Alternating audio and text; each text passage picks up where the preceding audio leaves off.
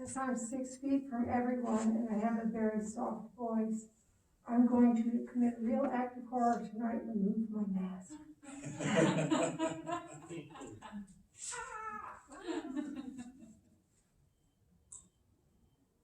I'm going to be reading from an episodic anthology that was put out this summer. I was really thrilled to be a part of it. It's a mystery about a missing recipe, the limp noodle recipe, and the crazy detective and his assistant, Mr. Knucklewad and his assistant Wanda Wowzer, were on the search for the missing noodle recipe. I was actually thrilled to receive the acceptance into this, just for no other reason than it was the most fun acceptance letter I've ever gotten. It was, yes, exclamation, yes, exclamation, yes, you're in. Simple, sweet, and to the point. Episode 78 by Trinity Adler. Sunk underwater, out of Knucklewad's view, on the floor of the main tank with access to few, along with some rocks plus an odd shell or two, lies the limp noodle secret that everyone seeks, sealed inside plastic baggies placed there by a thief. But he couldn't know down here in the deep is a tentacled mastermind curled up in a heap. Living alone in his own private grotto is a sneaky old fellow, the staff nicknamed Otto, alert for changes of every kind and stretching out tentacles to check for new finds. When nighttime falls and the tourists are gone, old Otto explores his aquarium home. Those suction-cupped arms good at climbing and grasping pull him over and out to slink off without asking. He explores all of the neighboring tanks, changing colors to pull off his favorite pranks.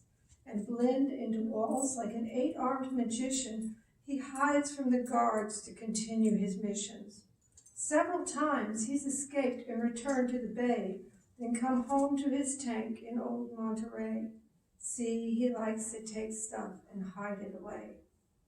Tonight in his arms, an assortment of treasures, including the bagged key to all limp noodle pleasures, a recipe Klein Wanda Wowzer is craving. Otto thinks it's his, worth keeping and saving from thieves inept, Knucklewads searching to catch. But this clever cephalopod controls the next batch. An alert late-night shift guard caught sight of the change when Otto's new colors exposed his night's game. "Stop that octopus! The window's half open!" But Otto's speed simply couldn't be broken. He threw his treasures up over the sill, then followed them out, slipping on down the hill and over the cliffs in the cold undertow. What happened to them we may never know. The last Wanda heard of her precious list came from a respected marine scientist. He told her the yummy, well-craved recipe had almost certainly washed out to sea, so no one could know the ingredients key.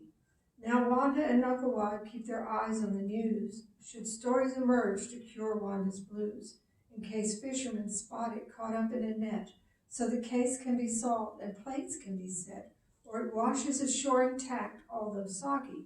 Yes, they still hold out hope it's found by beach doggies, because no limp noodle dish has been damaged yet by storage in water until soaking wet.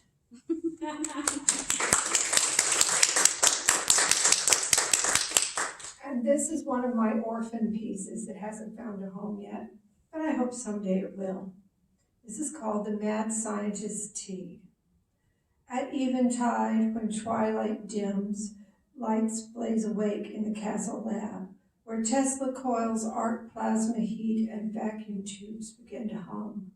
Ticking, creaking clanks and sparks welcome guests who've come to dine on metal shards and lightning bolts with cups of oily slime. Steams hiss spits from kettles filled with water for the tea to quench the thirsts of scientists, mad as hatters, wait and see.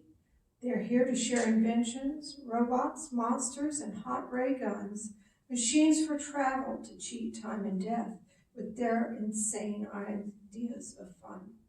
Some scheme to rule a world filled up with soulless metal men. Mathematics rule their souls, cold logic is their sin. They plot and weigh the worth of everyone, when they alone decide who serves in their clockwork world of soulless ticking tin.